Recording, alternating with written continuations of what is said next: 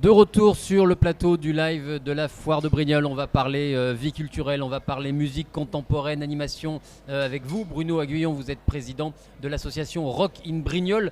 On va voir tout à l'heure vos talents sur le podium juste à côté à l'occasion de la nocturne de cette Foire de Brignoles. Rock in Brignoles, c'est une association qui a une dizaine d'années. Présentez-nous un peu les grands axes de votre action et des opérations que vous menez. Alors effectivement, Rock in Brignoles, on a fêté nos 10 ans il y a 2 ans, juste avant l'arrivée du Covid. Depuis, avec le Covid, on n'a pas pu développer toutes ces activités qu'on développe normalement chaque année à travers la musique. On redémarre cette année tout doucement.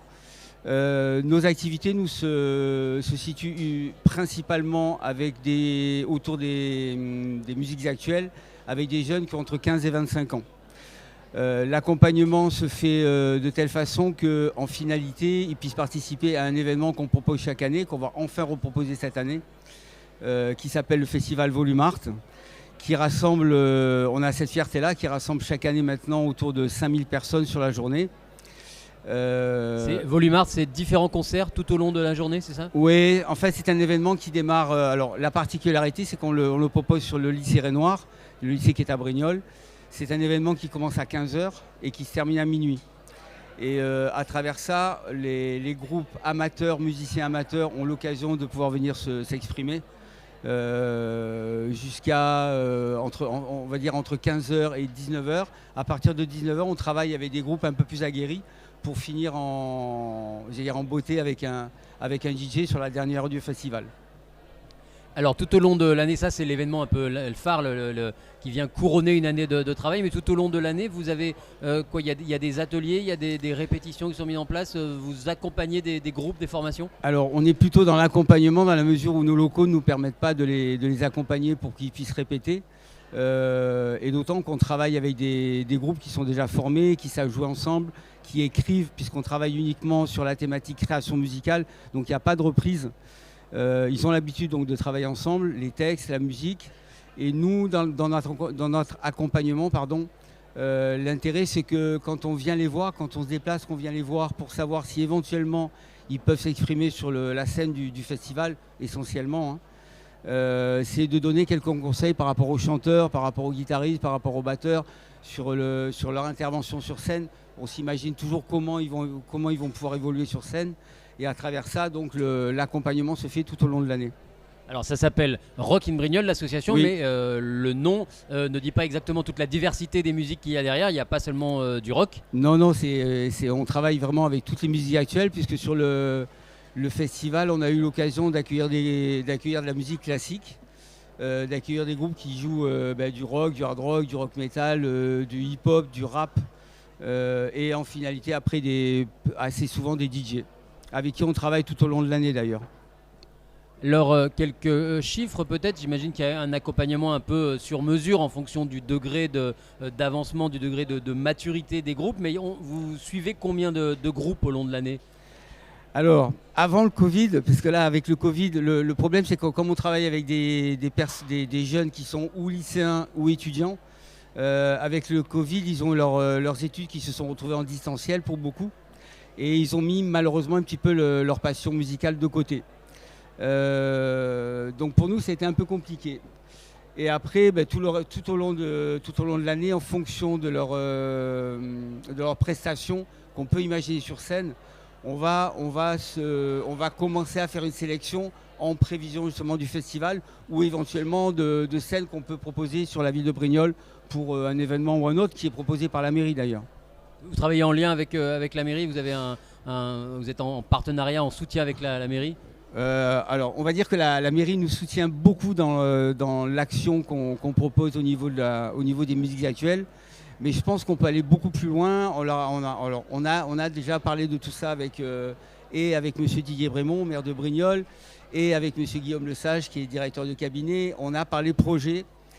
On attend de voir comment on va pouvoir articuler tout ça, parce que nous, en dehors du suivi qu'on a tout au long de l'année avec les jeunes musiciens et l'aboutissement du festival Volume Art, on voudrait essayer d'aller un petit peu plus loin pour faire en sorte que le pôle musique actuel soit vraiment développé. D'autant que sur la ville de Brignoles, maintenant, il y a l'école intercommunale de musique, et que l'école intercommunale de musique attend aussi qu'on puisse travailler ensemble.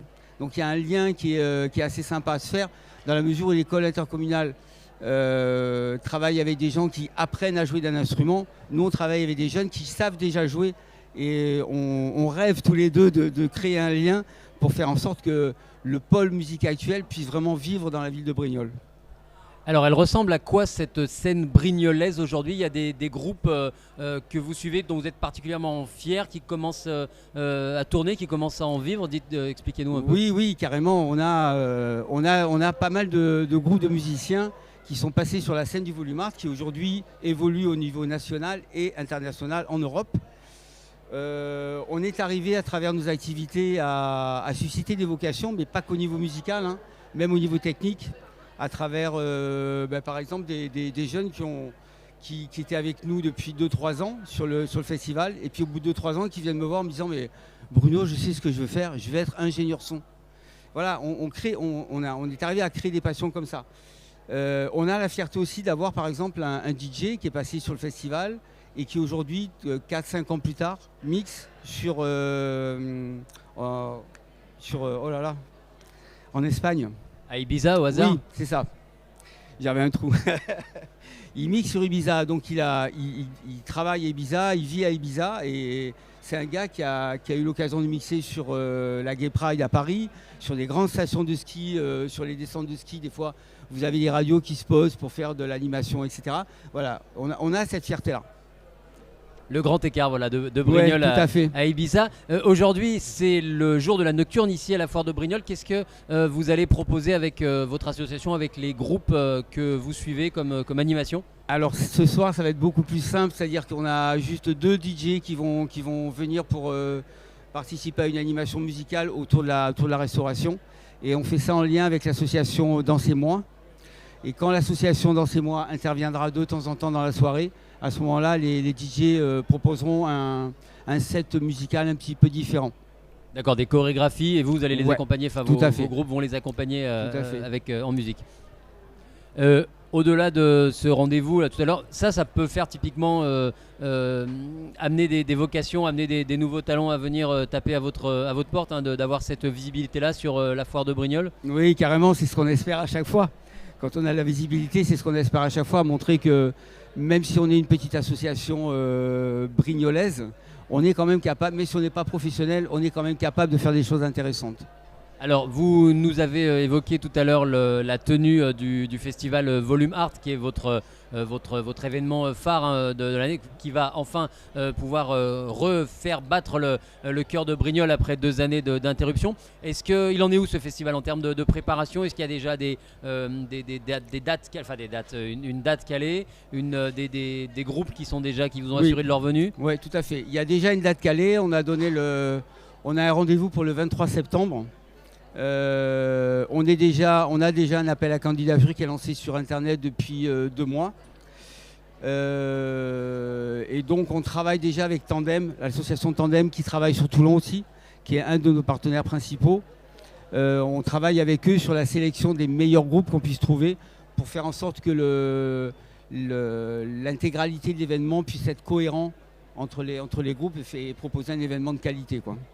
Eh ben on va d'ores et déjà cocher ce rendez-vous dans la vie culturelle brignolaise, donc le festival Volume Art, le 23 septembre prochain pour lancer la rentrée. Et puis on retrouve donc vos DJ sur la foire de Brignoles ce soir à l'occasion de la nocturne. Merci Bruno Aguillon, président de l'association Rock in Brignoles, d'être venu nous présenter les activités de l'association. Bonne journée, bonne foire à vous. Merci à vous, merci.